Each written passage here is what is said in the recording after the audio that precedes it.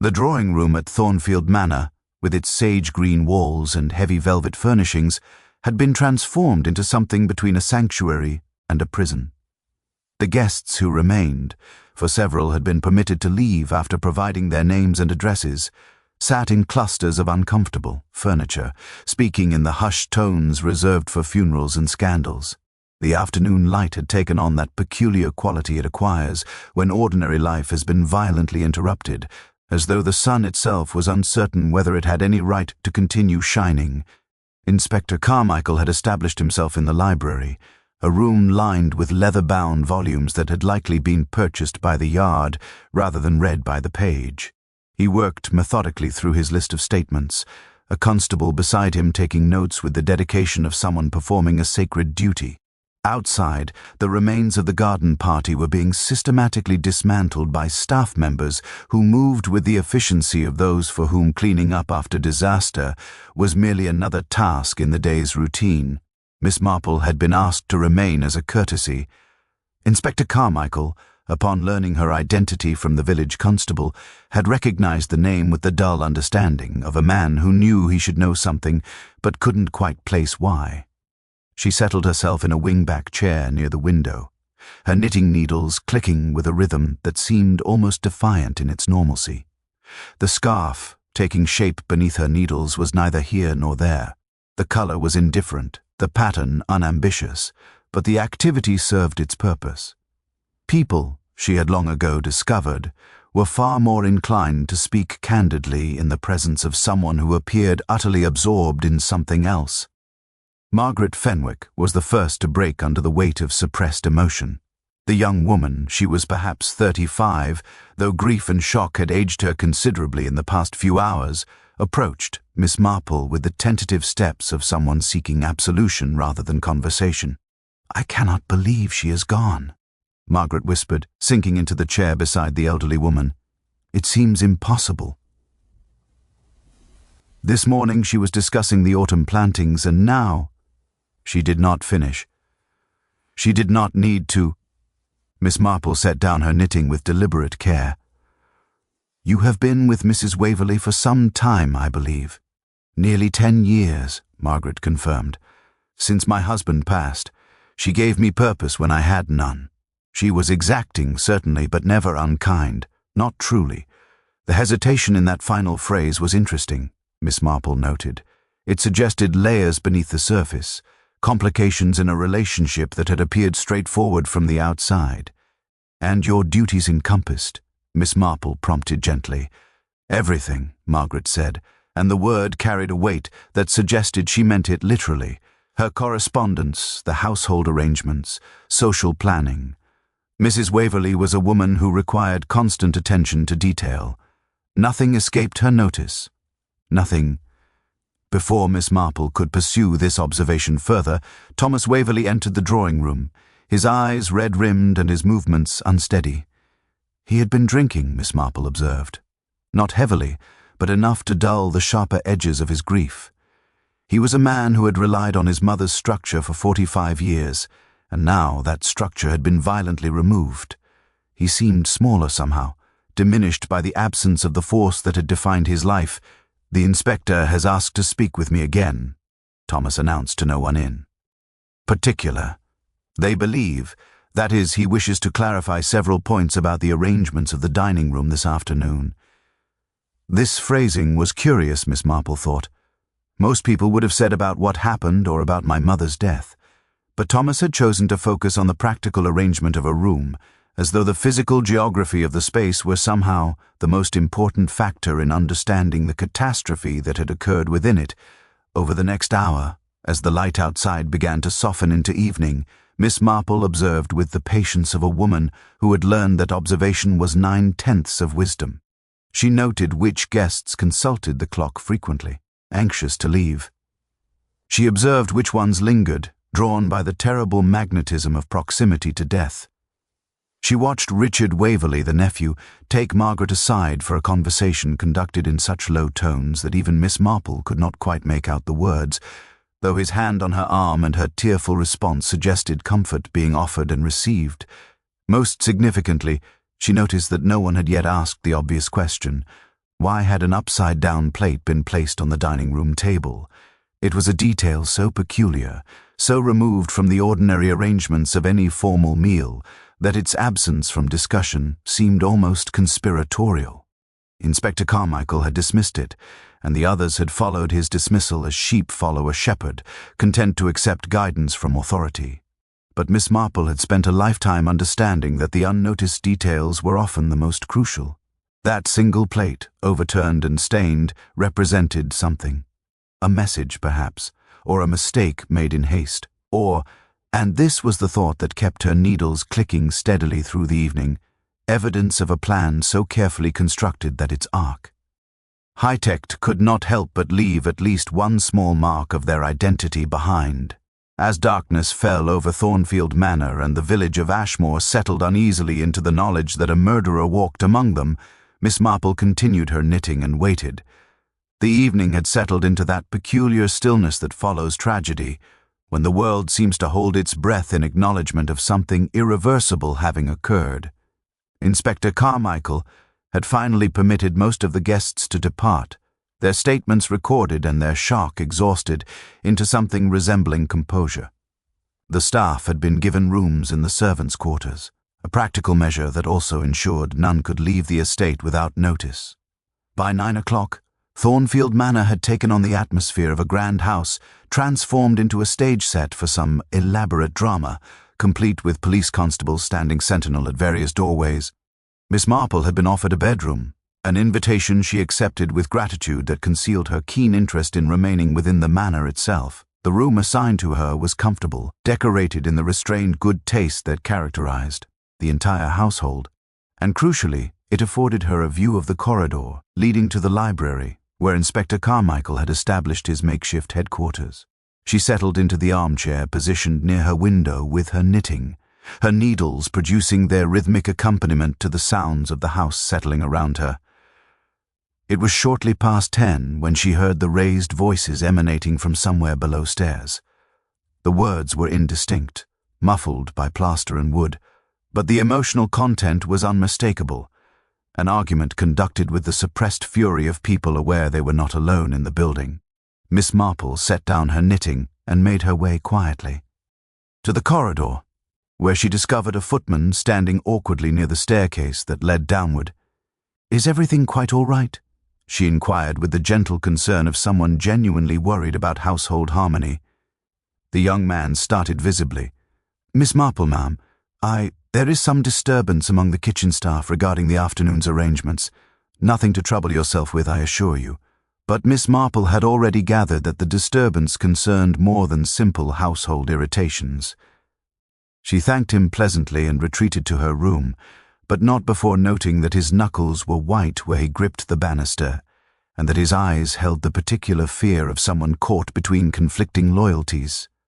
The following morning brought grey skies and the unmistakable smell of rain, as though the weather itself had decided to honor the circumstances by adopting an appropriately somber demeanor. Miss Marple came down to breakfast to find Thomas Waverley attempting to navigate the complicated business of ordering a household while in a state of profound shock.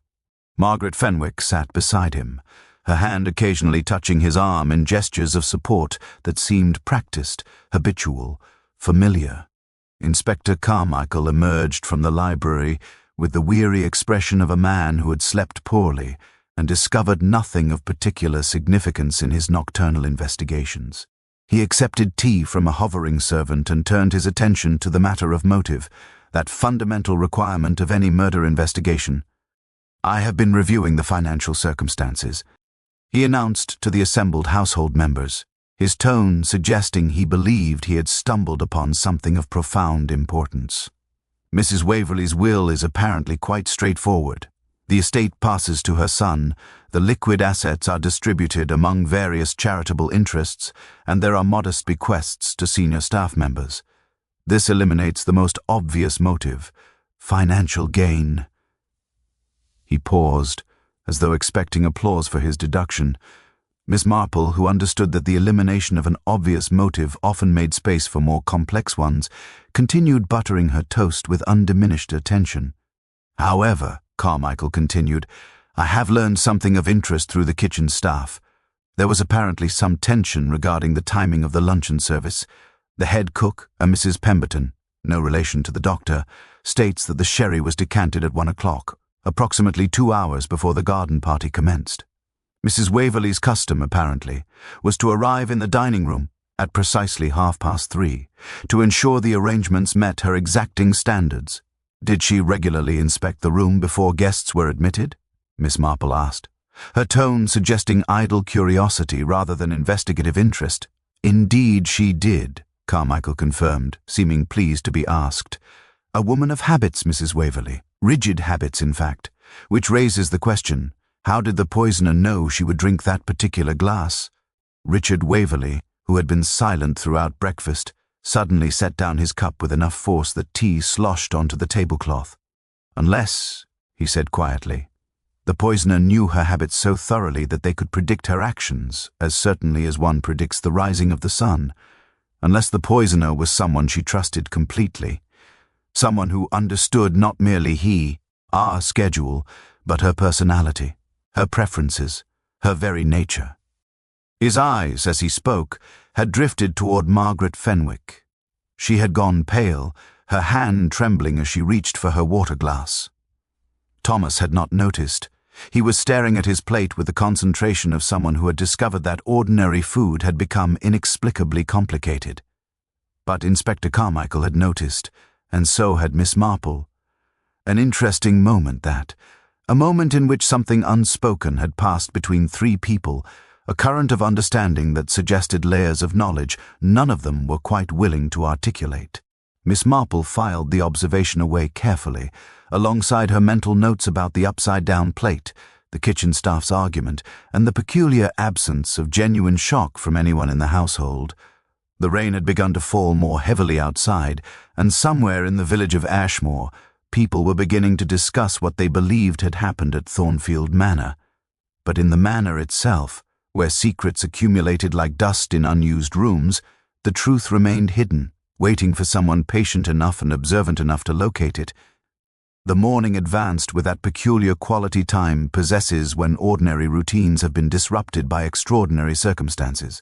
Inspector Carmichael had retired to the library to conduct individual interviews, a process he approached with the methodical slowness of someone determined to leave no stone unturned, regardless of how many stones required turning or what precisely lay beneath them. Miss Marple, observing the household's response to this continued scrutiny, found herself increasingly absorbed in the subtle dynamics that emerged when people were forced to remain in close proximity under conditions of stress and suspicion. Thomas Waverley had withdrawn to his study, a room on the east wing that had apparently served as his refuge for the past several years. The household staff whispered that he had been avoiding his mother's company with increasing frequency, a detail that might have suggested motive had anyone bothered to examine it carefully. Margaret Fenwick, by contrast, had thrown herself into the administrative tasks that Mrs. Waverley's death had necessitated, writing letters to distant relatives, coordinating with the solicitors, managing the household accounts. Her energy seemed almost frantic, as though constant activity might somehow prevent her from contemplating the larger implications of recent events. It was during lunch, served somewhat awkwardly in a small breakfast room, rather than the grand dining room where death had so recently held court, that Miss Marple initiated a conversation that had been forming in her mind since the previous evening. She positioned herself beside Richard Waverley, who had been eating with the distracted absorption of someone whose thoughts resided elsewhere entirely. "Your mother was a formidable woman," Miss Marple observed, selecting a sandwich with deliberate care. "I imagine managing an estate of this size, particularly with her standards, must have required considerable cooperation from the household staff." Richard looked up from his plate, his expression shifting from distraction to cautious interest. "My mother was exacting," he acknowledged. "Perhaps excessively so. She believed that standards maintained discipline, and discipline maintained order. She may have been correct, though the cost of such maintenance was not always negligible." "Costs?" Miss Marple inquired gently. "Surely the financial arrangements were adequate?" "Financial arrangements," Richard repeated, and a thin smile crossed his face. "My dear Miss Marple, you are suggesting that money was the only currency in which such costs might be paid. How remarkably naive, if I may say so without offense. He did not wait for her response, but continued, his voice dropping to a tone that suggested he was speaking more to himself than to his elderly companion. My mother had a particular talent for identifying what people wanted most desperately and then ensuring that the acquisition of that desire remained perpetually contingent upon her approval. It was not an unkindness in her mind. It was simply the natural order of things, as immutable as gravity. One did not question gravity. One merely adapted to its constraints. Before Miss Marple could probe further, Thomas entered the breakfast room, his appearance suggesting he had not slept since the previous day.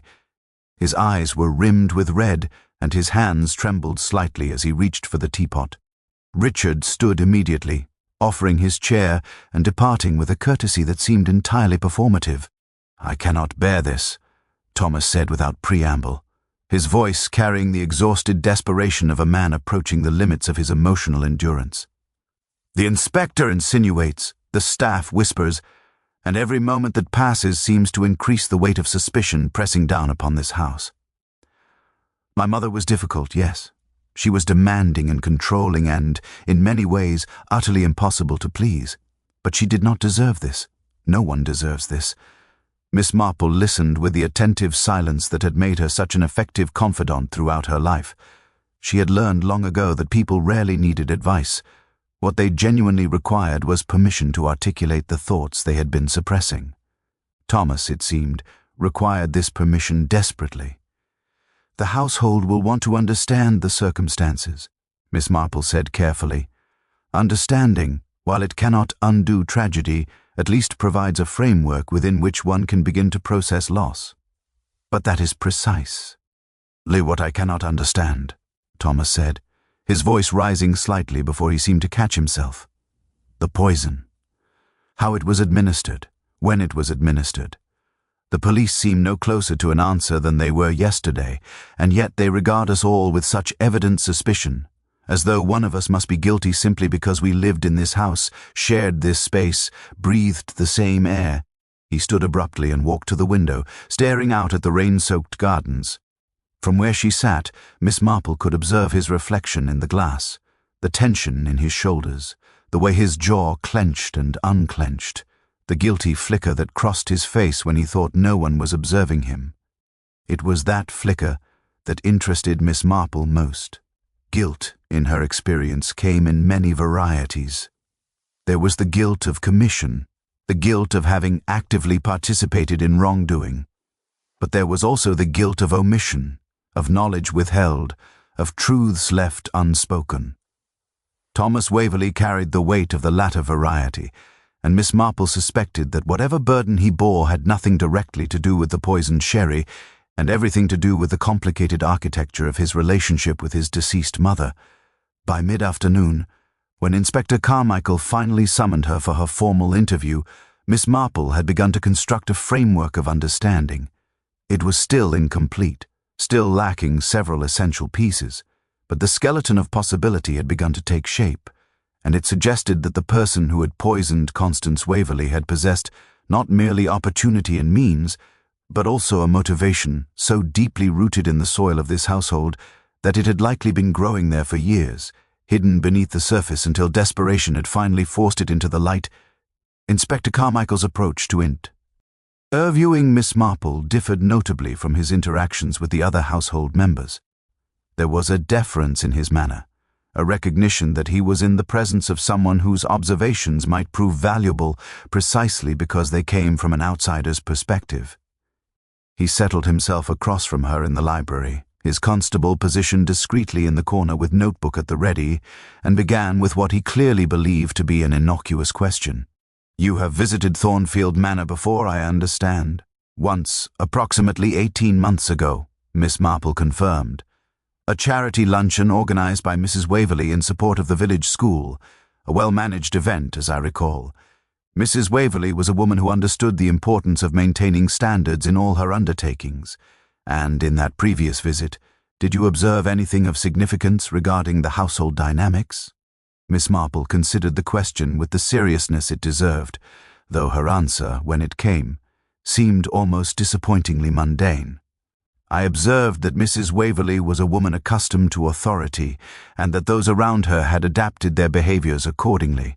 I noted that her son appeared somewhat uncomfortable in social situations, that her nephew conducted himself with careful professionalism, and that her companion, Miss Fenwick, possessed a peculiar combination of devotion and resentment that suggested a relationship of considerable complexity. Carmichael leaned forward slightly, his interest apparently piqued. Resentment, you say? On what basis did you detect this? Primarily through observation of physical comportment, Miss Marple explained. Miss Fenwick's smile, when directed toward Mrs. Waverley, never reached her eyes. Her posture, when standing in her employer's presence, contained a tension inconsistent with genuine content. Meant.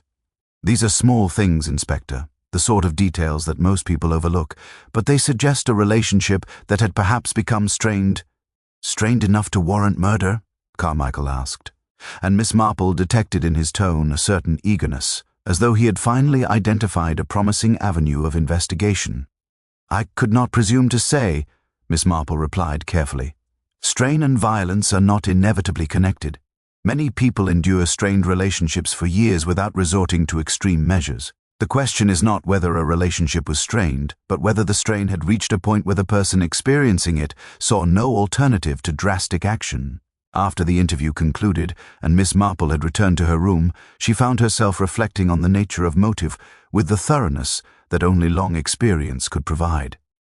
Inspector Carmichael seemed to believe that identifying motive was tantamount to identifying guilt, but Miss Marple understood that such logic was fundamentally flawed. Dozens of people possessed adequate motive to murder Constance Waverley, her son, who had been controlled by her his entire life, her nephew, whose position in the household was contingent upon her approval, a companion who had sacrificed her youth to her service, even members of the staff, whose working conditions were dictated entirely by her arbitrary standards. What differentiated motive from guilt was opportunity combined with method. And it was the method that continued to perplex her, though in a manner quite different from how it perplexed Inspector Carmichael. The poisoned sherry suggested either someone with access to the dining room between the decanting at 1 o'clock and Mrs. Waverley's arrival at 3:30, or someone with sufficient familiarity with the household's routines to predict with certainty that no one else would disturb the preparation.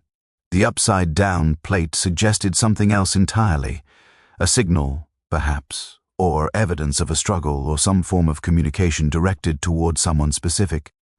That evening, as the household settled into the uneasy routines that had begun to establish themselves, Miss Marple made her way to the library ostensibly to locate a book for bedtime reading. The room was empty, the fire having been allowed to burn low. She stood for a moment before the shelves, running her fingers along the spines of leather-bound volumes, and then turned her attention to the writing desk positioned near the window. It was the work of a moment to examine the correspondence scattered across its surface, bills from tradesmen, letters from solicitors regarding estate matters, and several personal communications that Mrs. Waverley had apparently been composing at the time of her death. One letter, still in the envelope but unsealed, was addressed to a firm of solicitors in London.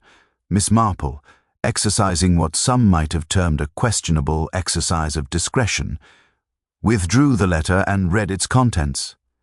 The communication was brief but revealing. Mrs. Waverley had been writing to inform the solicitors of her intention to substantially revise her will. The letter did not specify the nature of the revisions, but the tone suggested displeasure, significant displeasure, with someone in her household. The letter was dated 2 days before the garden party, which meant that whoever was about to be disinherited or otherwise penalized had likely known of Mrs. Waverley's intentions.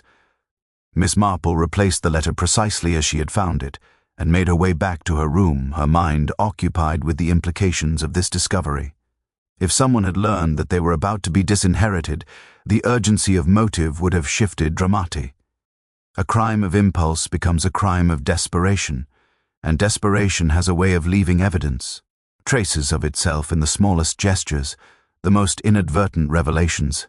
By the time she reached her bedroom, Miss Marple had begun to understand not merely who might have killed Constance Waverley, but why the upside-down plate had been positioned where it was.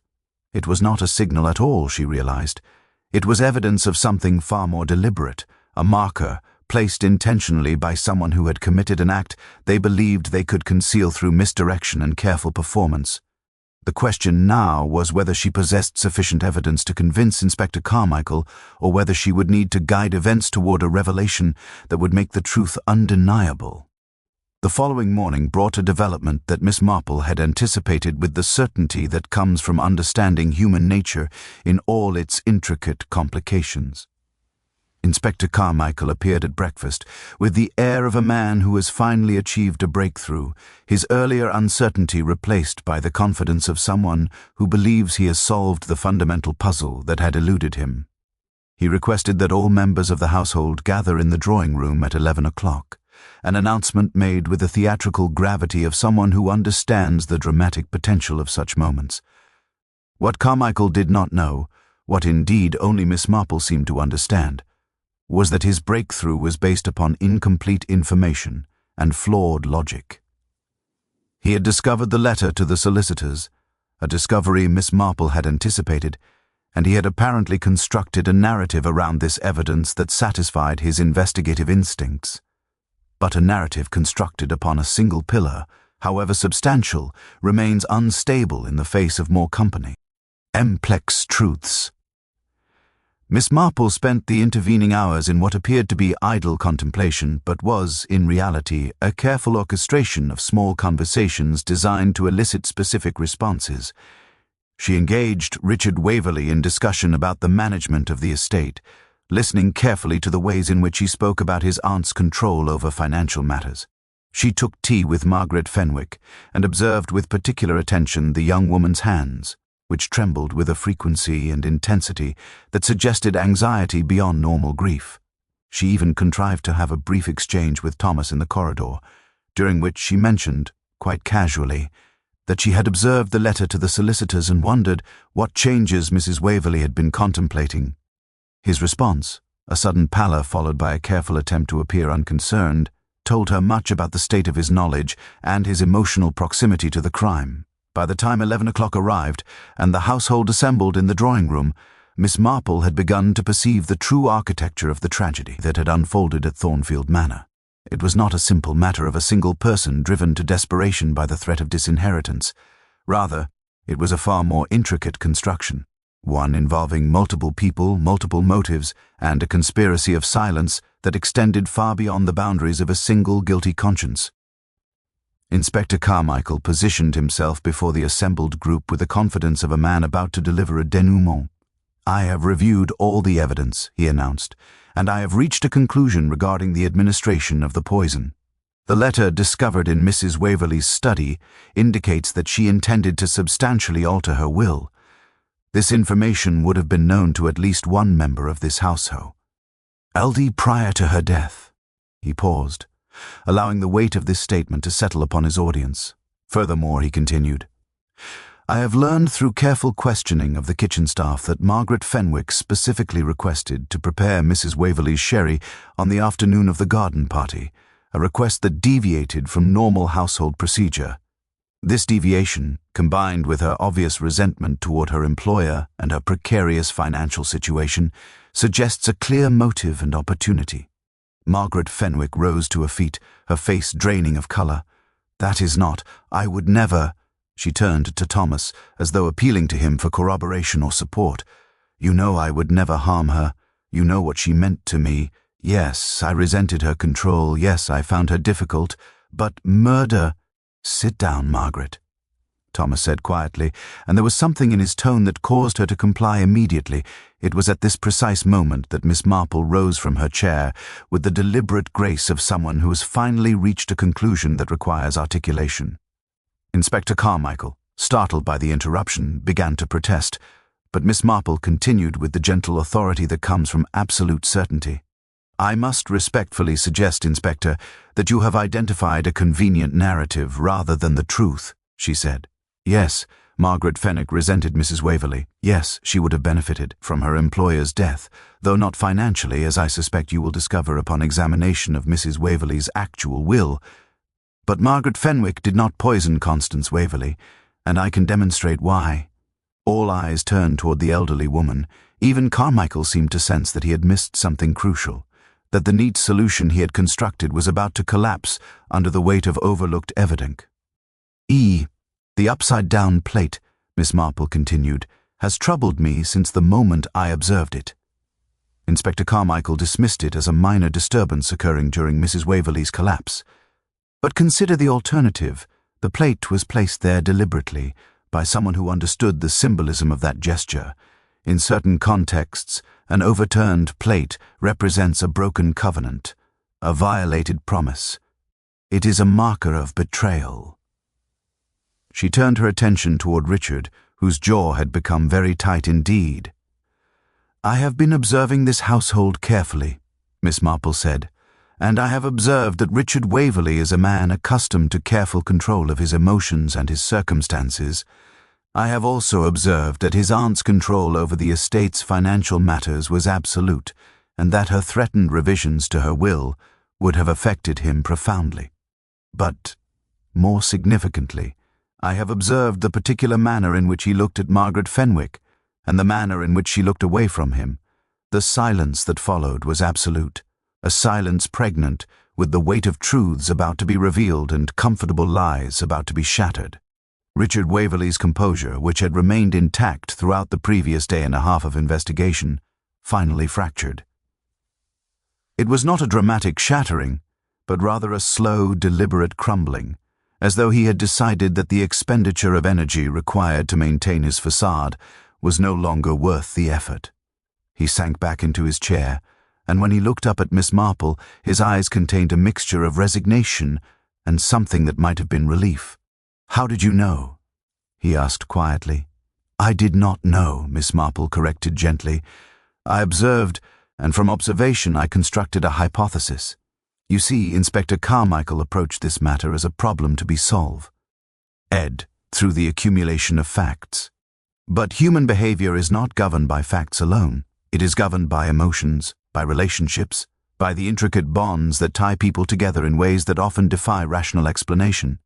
She settled herself back into her chair with the deliberate movements of someone who understood that what was about to unfold required patience and careful articulation.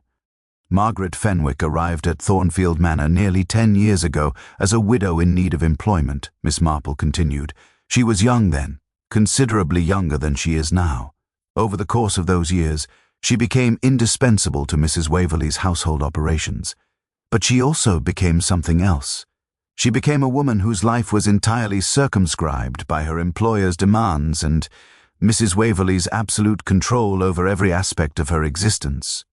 She paused, allowing her gaze to move briefly toward Margaret, whose face had become a mask of carefully maintained composure. Meanwhile, Richard Waverley, a man of intelligence and capability, found himself in a different but equally constrained position.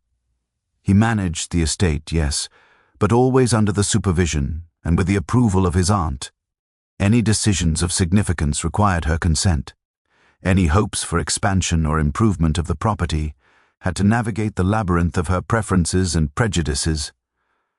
Inspector Carmichael was beginning to comprehend that his understanding of the crime was fundamentally incomplete. He leaned forward, his earlier certainty replaced by the uncomfortable recognition that he had misread the situation entirely. "You are suggesting," he said slowly, "that Richard Waverley and Margaret Fenwick were involved?" "I am suggesting considerably more than that," Miss Marple replied. "I am suggesting that two people, each trapped in their own manner of captivity, had formed an attachment based on shared understanding of their mutual circumstances. An attachment that Mrs. Waverley would have viewed as entirely unacceptable, given her rigid class consciousness and her need to maintain absolute control over everyone within her sphere of influence. Richard's hands, which had been resting on his lap, suddenly clenched into fists. "She threatened to dismiss Margaret," he said, his voice low and intense. "Not immediately, but she made clear that if our friendship, If it became anything more than professional, she would see Margaret cast out, without references, without severance, without any possibility of respectable employment elsewhere. She was quite explicit about it. She said Margaret should be grateful for whatever circumstances had been provided to her, and should not presume to elevate her position through any form of romantic entanglement. "And the letter to the solicitors?" Miss Marple asked, though she already knew the answer. "Was meant to ensure that I would never inherit the estate," Richard continued. She had discovered our correspondence, letters that were entirely innocent in content, but that she deemed evidence of impropriety. She was going to change her will to exclude me entirely, leaving everything to Thomas. She said she would not have her family name associated with such degradation. Margaret stood abruptly, tears now streaming down her face. "He did not do it," she said, her voice carrying the desperate intensity of someone defending someone she loved. "Richard had nothing to do with her death. I swear it. Whatever you believe, whatever this investigation suggests, Richard is innocent." "Is he?" Miss Marple asked, and the question hung in the air like a weapon suspended above the assembled group. Let us examine the timeline carefully. Mrs. Waverley discovered the correspondence, made her threats, began the process of altering her will. Richard learned of these intentions and experienced what one might characterize as a crisis of desperation. His entire future, his relationship with Margaret, his inheritance, his position in this household, all of it was threatened with dissolution. She rose slowly from her chair and moved toward the window, gazing out at the gardens that had begun to display the muted colors of approaching autumn. The poisoned sherry was prepared by someone with intimate knowledge of household routines, Miss Marple continued. Someone who knew that Mrs. Waverley would inspect the dining room at precisely 3:30. Someone who knew that she would drink her customary sherry in that moment of solitude before the guests arrived. Someone who had access to the necessary poison and the technical knowledge required to administer it in a manner that would appear accidental. She turned back to face the assembled group, her elderly eyes containing a clarity that seemed almost pitiless in its perception. Inspector Carmichael identified Margaret Fenwick as the most convenient suspect because she possessed motive and opportunity, but he failed to consider a crucial detail. Margaret Fenwick's hands shake. I observed this tremor consistently throughout the past 2 days. A woman whose hands shake would find it extraordinarily difficult to administer a precise quantity of poison without leaving obvious evidence of her involvement. Moreover, a woman as devoted as Margaret clearly was to maintaining her position would not risk such a catastrophic action. Richard's face had become very still. He did not attempt to speak, did not attempt to defend himself. Instead, he simply waited, as though he had been expecting this moment all along and had resigned himself to its inevitability. "However," Miss Marple continued, her voice carrying the measured cadence of someone delivering a conclusion that required no dramatization, "I must also observe that Richard Waverley did not administer the poison himself. The evidence, when examined carefully, suggests a considerably more complicated arrangement. Inspector Carmichael, who had been attempting to follow the threads of Miss Marple's reasoning, suddenly straightened in his chair. "You are suggesting complicity," he said, "that more than one person was involved in this crime. I am suggesting that we examine the facts without allowing our preconceptions to constrain our understanding," Miss Marple replied. She moved closer to Thomas Waverley, who had remained remarkably silent throughout the entire exchange. "Tell me, Thomas, when did your mother inform you of her intention to alter her will?" Thomas's response was delayed, as though he were carefully calculating how much truth would be necessary. 3 days ago, he finally said.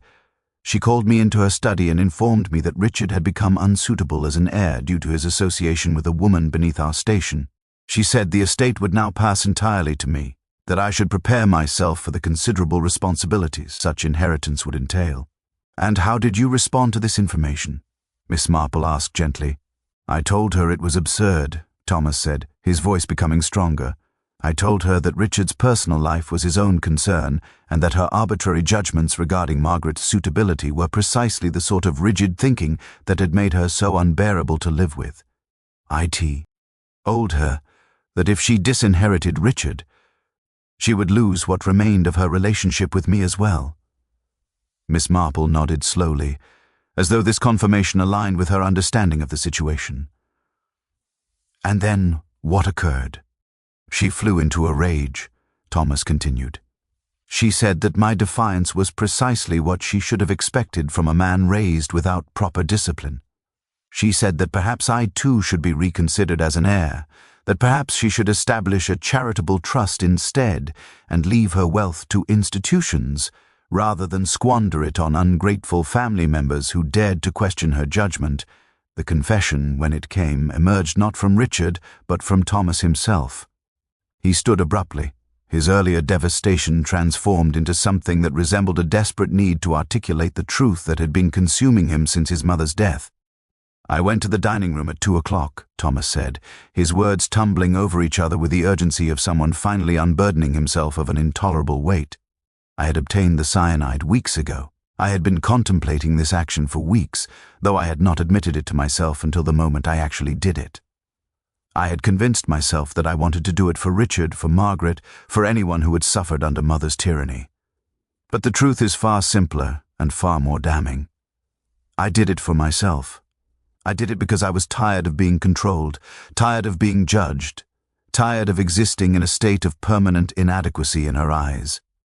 "Thomas, you fool," Richard said, but his tone contained no anger, only a deep and terrible sorrow. "I placed the poison in her sherry glass," Thomas continued, seemingly oblivious to the interruption.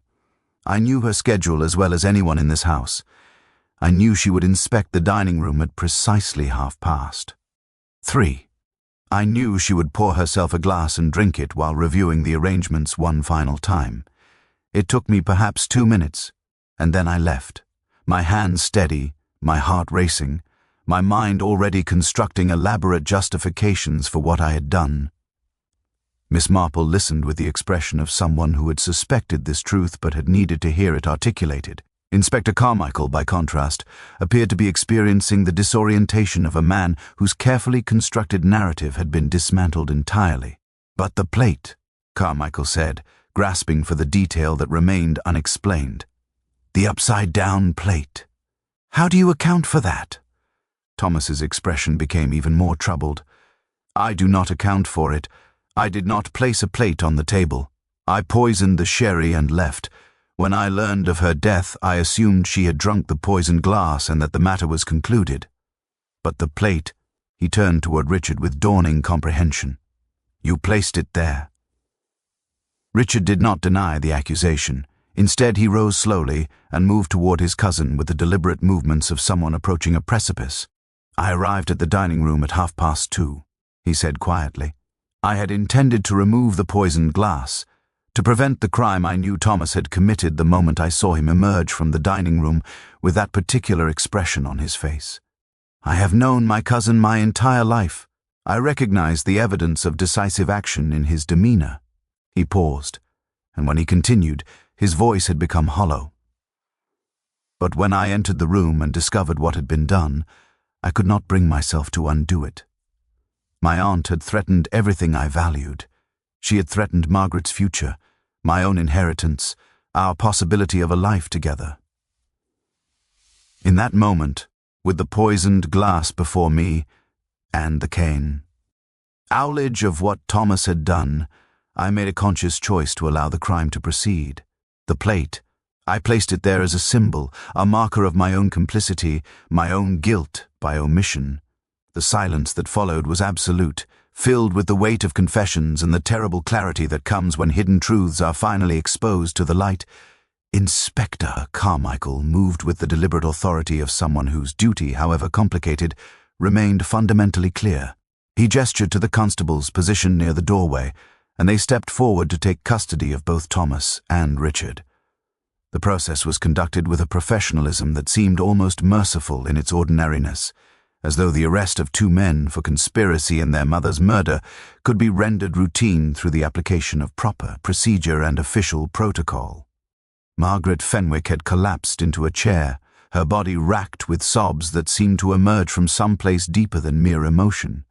She had not spoken since Thomas's initial confession, and Miss Marple observed that her grief appeared to contain layers of complexity that extended beyond simple shock at the revelation of guilt. There was relief present as well, Miss Marple noted, relief at the cessation of uncertainty and the confirmation that her beloved had not committed the crime, even if his knowledge and tacit acceptance of it constituted a form of betrayal all its own. As Thomas and Richard were led from the drawing-room, Thomas turned back one final time, his eyes seeking some form of acknowledgement or understanding from the woman who had orchestrated his exposure. Miss Marple met his gaze with the compassionate but unflinching clarity that characterized her approach to human weakness and human suffering. She had not revealed his guilt from any impulse toward justice or moral rectitude, but rather because she understood that continued concealment would have proven far more destructive to everyone involved. Sometimes she had learned across a lifetime of observation, the truth, however painful, proved preferable to the slow poison of maintained deception. Inspector Carmichael, once his prisoners had been secured and preliminary statements recorded, returned to the drawing-room where Miss Marple remained seated with the patient composure of someone for whom the conclusion of a mystery had not brought relief so much as a deep and melancholic understanding of the human circumstances that had necessitated its unraveling. "I owe you a considerable apology," the inspector said, settling himself across from the elderly woman with visible discomfort. "My investigation was proceeding along entirely incorrect lines. I would have arrested Margaret Fenwick on circumstantial evidence and constructed a case against her that, while perhaps not ultimately successful in court, would have devastated an innocent person. How did you perceive what I had entirely failed to recognize?" Miss Marple considered the question with the seriousness it deserved. "You approached the investigation as a problem requiring the accumulation of facts, Inspector. Facts are necessary, certainly, but they are not sufficient. What you failed to examine was the architecture of human relationships and the particular manner in which desperation manifests itself in people of different temperaments and circumstances." She paused, gathering her thoughts with the care of someone accustomed to explaining complex truths to those not naturally inclined to perceive them. "Thomas Waverley is a man who has spent his entire life under his mother's dominion," Miss Marple continued. "Such prolonged subjugation creates a particular type of personality, one characterized by surface compliance masking deep currents of resin. To meant, when his mother threatened not merely his cousin's future but also his own capacity to exercise independent judgment, the pressure that had been building within him for decades finally exceeded his capacity to contain it." She rose slowly and moved toward the window, gazing out at the rain-soaked gardens of Thornfield Manor. Richard, by contrast, possessed sufficient resources and independence to have escaped his aunt's control. He could have removed himself from this household, established himself elsewhere, built a life with Margaret, outside the sphere of Mrs. Waverley's influence. But he did not, because he believed, however mistakenly, that fighting within the system was preferable to abandoning it entirely. "And yet he allowed the murder to proceed," Carmichael observed. "He did," Miss Marple acknowledged. "Which suggests that for all his apparent independence, Richard too had been fundamentally constrained by the same patterns of deference and acceptance that had shaped Thomas's entire existence. In the moment of crisis, when he discovered what his cousin had done, he made a choice that revealed the depth to which his aunt's control had penetrated, not merely into his actions, but into the very structure of his moral reasoning." She turned back to face the inspector, her aged features containing an expression of profound sadness. "The upside-down plate was not a signal to anyone external to this household, Inspector. It was Richard's confession to himself, his way of acknowledging his own complicity in an act he could have prevented but chose not to. It was, in its way, the most honest thing any of them could have done, a public acknowledgement of private guilt. Over the subsequent hours, as the formal machinery of justice was set in motion and statements were properly documented and filed away in the meticulous records that would define the legal proceeding. To follow, Miss Marple found herself in conversation with Margaret Fenwick. The young woman had composed herself somewhat, though the devastation in her eyes remained evident and undiminished. "I loved him," Margaret said simply, and the words contained no defensiveness, no need for justification. "I am aware," Miss Marple replied. "And he loved you, which is perhaps the cruelest aspect of this entire tragedy. Two people who might, under different circumstances, have constructed a life of genuine happiness together, instead became entangled in a web of complicity and silence that has now destroyed everything they sought to protect. What will happen to them? Margaret asked, though her tone suggested she already suspected the answer. That will depend upon the courts and the evidence that is presented, Miss Marple said carefully. But I suspect that both Thomas and Richard will face considerable consequences for their actions and inactions respectively. Justice, when it finally arrives, rarely satisfies the hopes of those who have set events in motion to escape its reach. As evening descended upon Thornfield Manor, and the household settled into the awful normality that follows the revelation of terrible truths, Miss Marple reflected upon the particular burden that knowledge of human weakness imposed upon those capable of perceiving it. She had solved the mystery, yes, but the solution had involved not merely the identification of a killer, but also the exposure of a conspiracy of silence that extended far beyond the boundaries of a single crime. The truth, she had learned yet again, was always more complicated than anyone wished to believe. The trial, when it finally commenced in the autumn of that year, drew considerable attention from the press and the public, though the village of Ashmore itself seemed to retreat into a state of collective denial regarding the events that had unfolded within its boundaries, the comfortable narratives that small towns construct about themselves, narratives of stability, of moral certainty, of clear distinctions between the respectable and the disreputable, had been shattered by the revelation of murder and conspiracy among the most prominent families in the region. Miss Marple attended the trial proceedings with the quiet determination of someone who believes that witnessing consequences is an essential component of moral responsibility.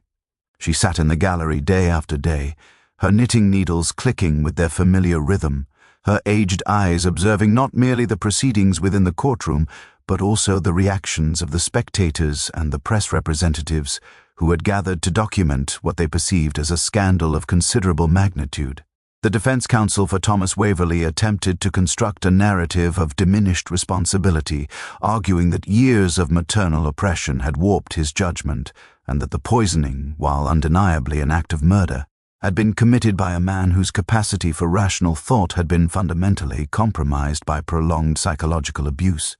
The prosecution countered with the argument that premeditation was evident in his acquisition of the poison weeks in advance, suggesting calculation rather than spontaneous desperation.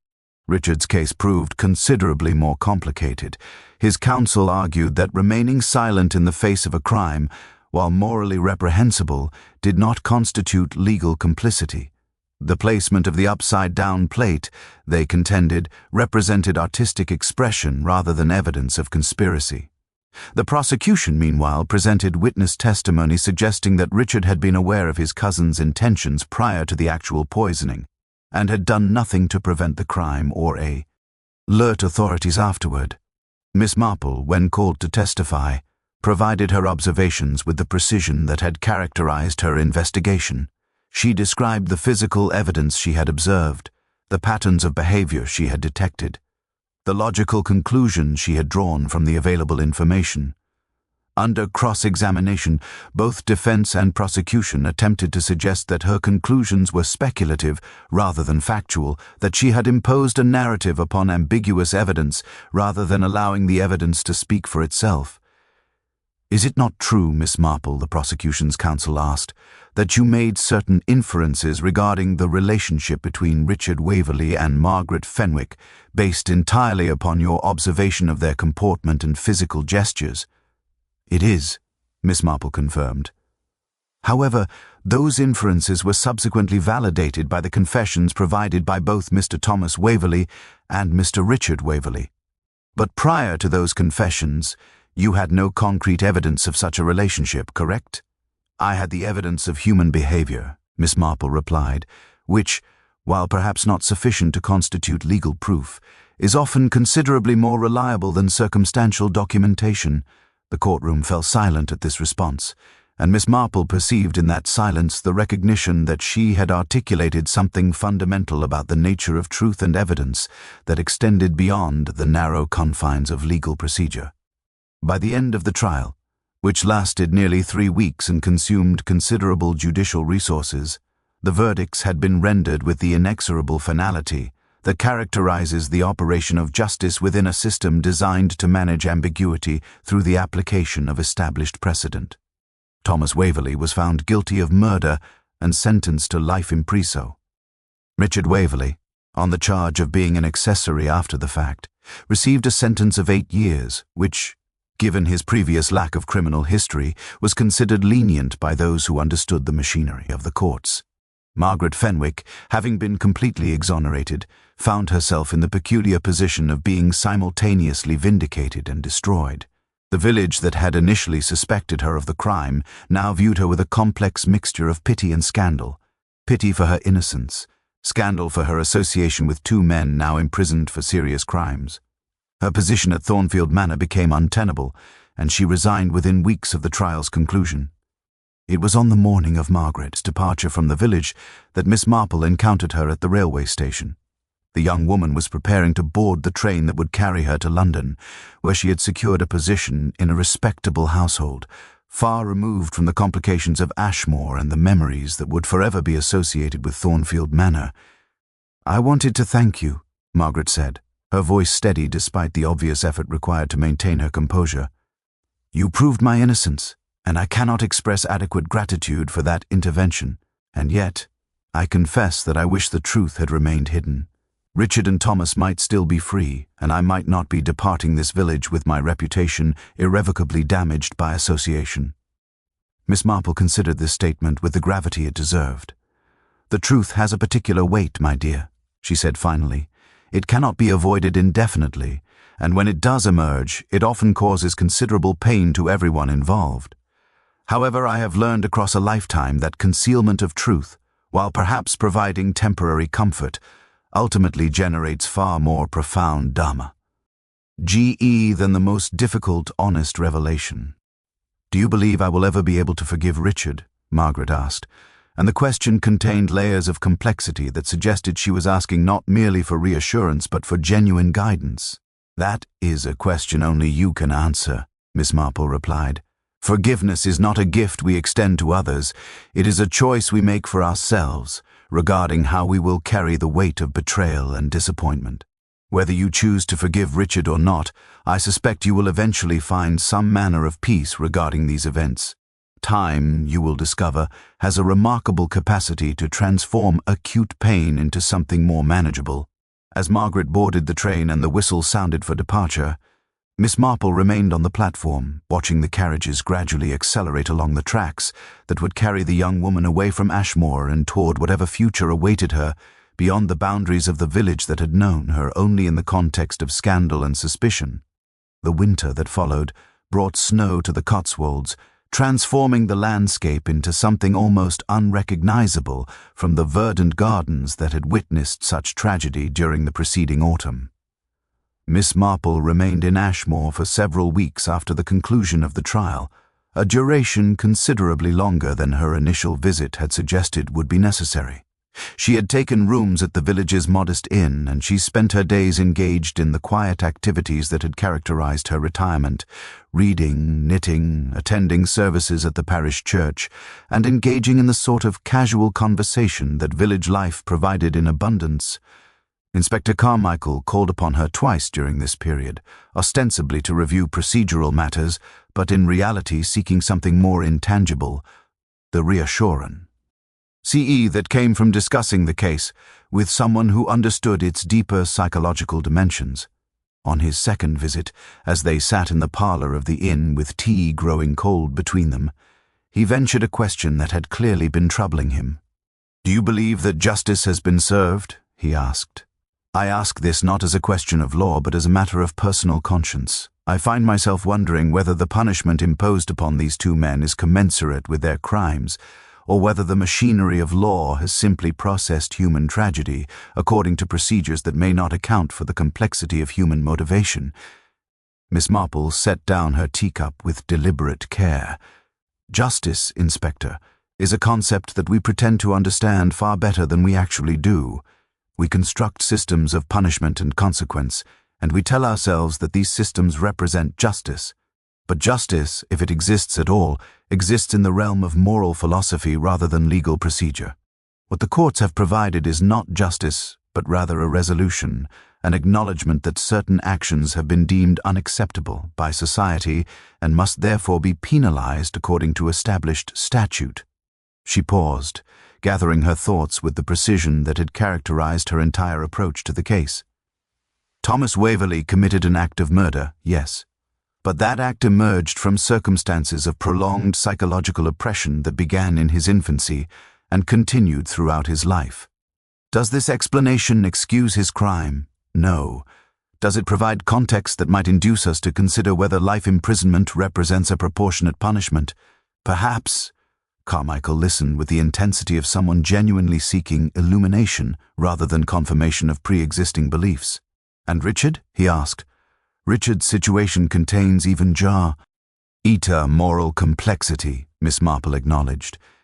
He did not commit the murder. He did not actively assist in its commission. His crime was one of omission. He knew of a threat to his aunt's life and chose not to prevent it. Yet his knowledge emerged from his love for Margaret and his desire to preserve the possibility of their future together. His guilt is real, but it is the guilt of a man whose moral judgment was compromised by emotion and circumstance rather than inherent depravity. The conversation concluded without resolution, as conversations about justice often do, each participant returning to their own understanding of how human actions should be evaluated and weighed against the demands of law and morality. By December, the village of Ashmore had begun the process of attempting to return to its ordinary routines. The scandal had provided considerable entertainment and outrage, but even scandal eventually becomes familiar and loses its power to shock. New gossip emerged to replace the old, minor infractions and social improprieties that occupied the village's attention with the fierce intensity that only small communities could muster. Thornfield Manor, meanwhile, had passed to a distant cousin of the Waverley family, a man of little distinction who introduced minimal changes to the household and seemed content to allow the property to fall into a gentle state of neglect.